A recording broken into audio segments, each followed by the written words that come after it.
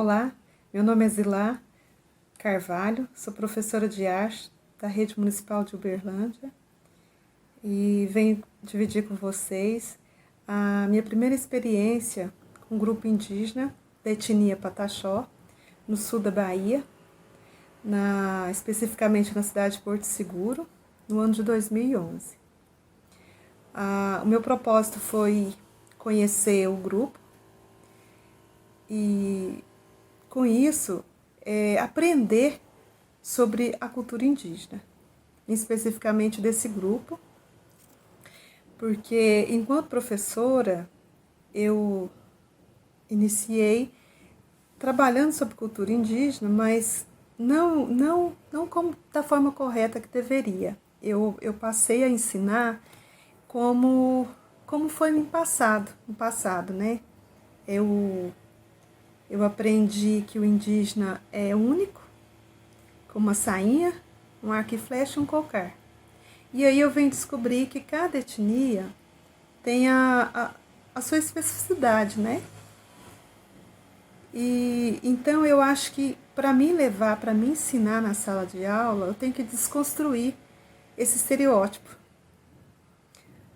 sobre cultura, sobre a crença, a forma de cada povo viver. E eu chego no grupo e vou pedir para eles que me ensinem como que é. Eu gostaria que eles me contassem como que é o conviver numa cultura indígena. Quem são eles?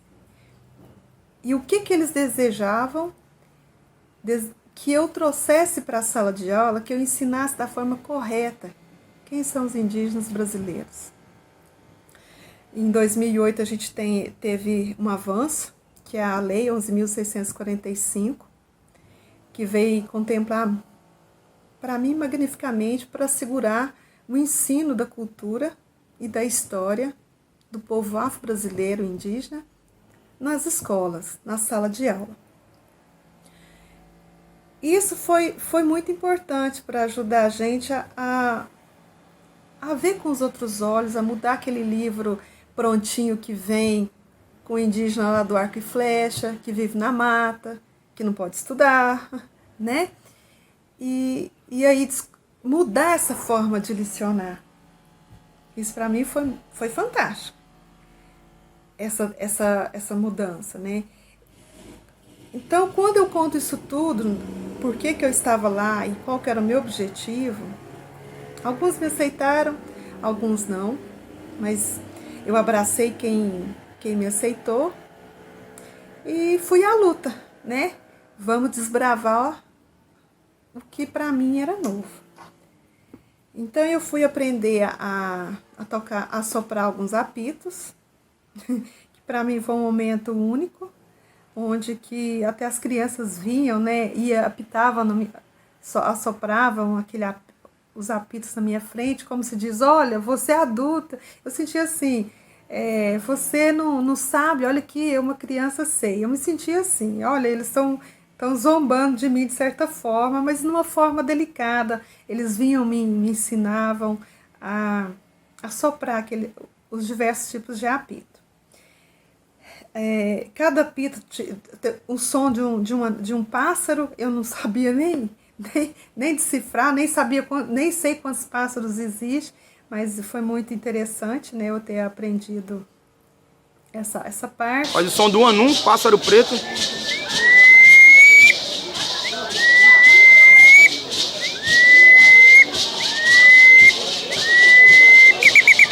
E esse aqui é o mais interessante, que é o de nariz, feito com o nariz e com a boca, né? Foi os mais velhos que fizeram para a gente poder aprender o cântico dos pássaros, para estar valorizando mais a nossa natureza.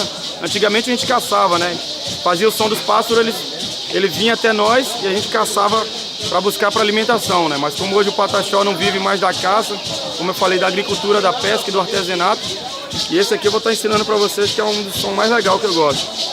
Esse aqui faz o som da sabiá.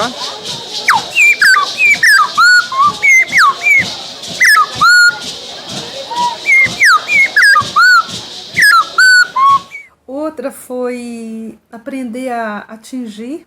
Eles compram anilina, acredite, anilina, para tingirem as sementes de açaí e outros tipos de sementes, mas açaí é que eles mais têm, e penas de galinha. Aí você me pergunta, pena de galinha? Mas como assim pena de galinha? A aldeia fica na beira de uma rodovia, e então não tem mais caça, não tem como caçar ali. E os indígenas vão na cidade, tem 2 casas na época, tinha 2 casas que matam frangos, né, galinhas, e cedem os sacos de pena para eles. E a gente volta no ônibus. Eu tive a oportunidade de participar desse momento, que eu gostaria de sentir na pele como que era, né? E foi uma coisa muito chata. Eles voltam sendo xingados, esses vagabundos, esse mau cheiro dentro do ônibus, e a gente com um saco de pena na escada, dentro do ônibus tem muito turista, tem moradores, e ninguém quer eles dentro do ônibus. E nessa etnia não tem um ônibus, não tem um carro para eles buscarem na cidade. Então isso dificulta para eles. Se eles não têm, como conseguir? Né?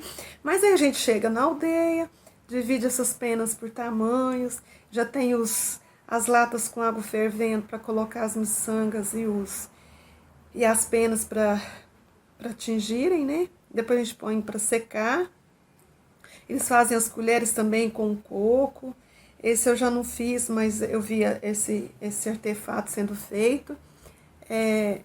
Então, assim, eles têm uma cultura riquíssima.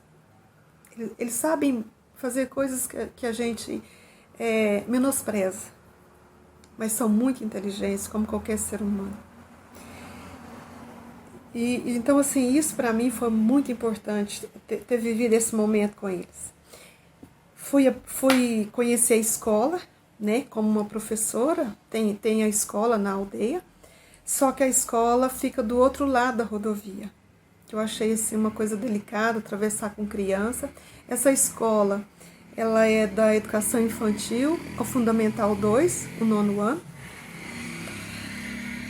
onde as crianças, os jovens aprendem a língua mãe, e depois a nossa grade curricular, normal. Português, matemática, inglês, né, história, geografia. Da nossa grade comum é passada para eles. E aí tem essa rodovia no meio, entre a escola e a aldeia.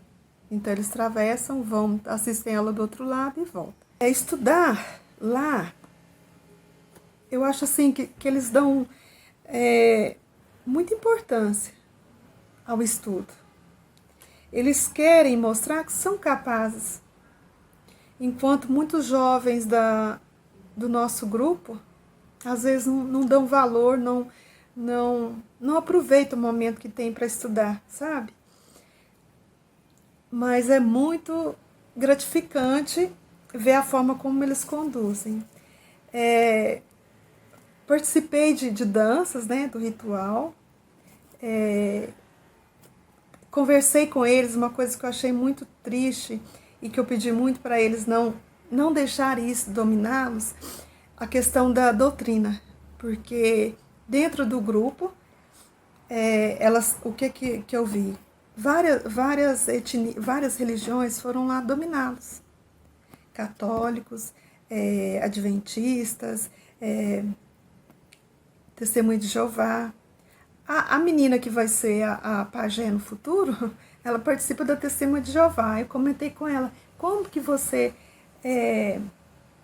pode ser Testemunha de Jeová, não pode receber sangue, e vai ser uma pajé. Olha a incoerência sua. Você tem uma responsabilidade grande com a aldeia. Na falta do pajé, você vai substituir. Mas como que vai ser essa substituição se você está aprendendo uma doutrina que são contra os seus princípios?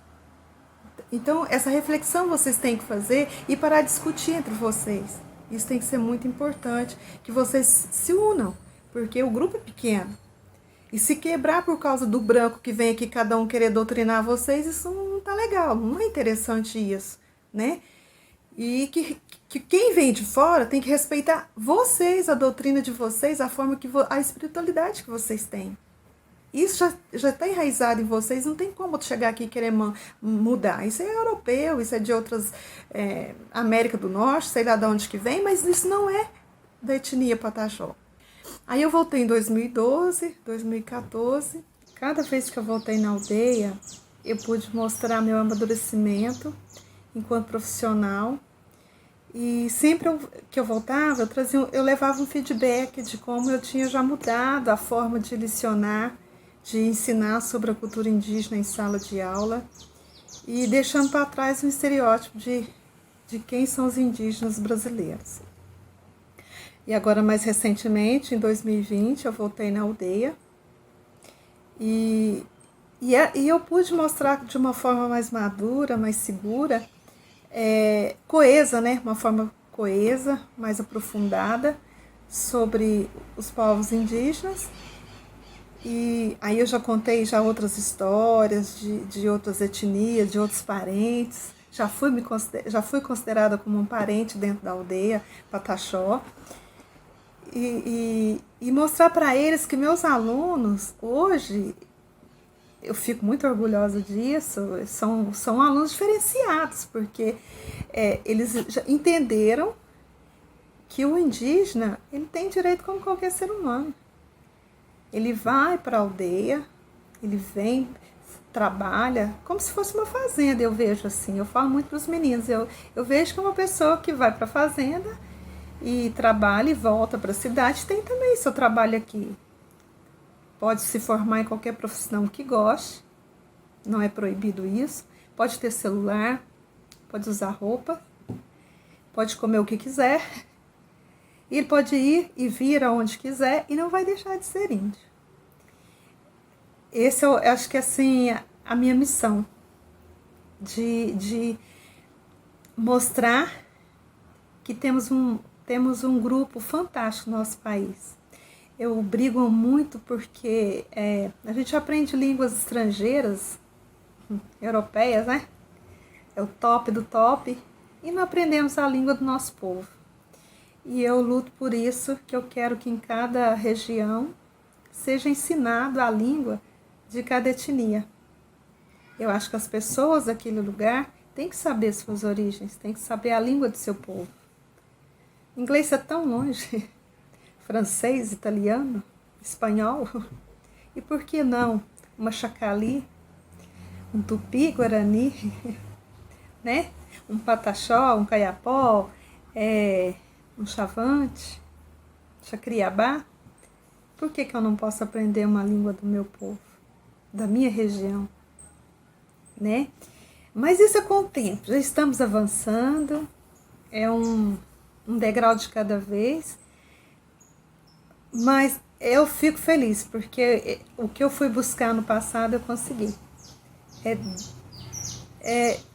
Desconstruir o estereótipo do indígena brasileiro.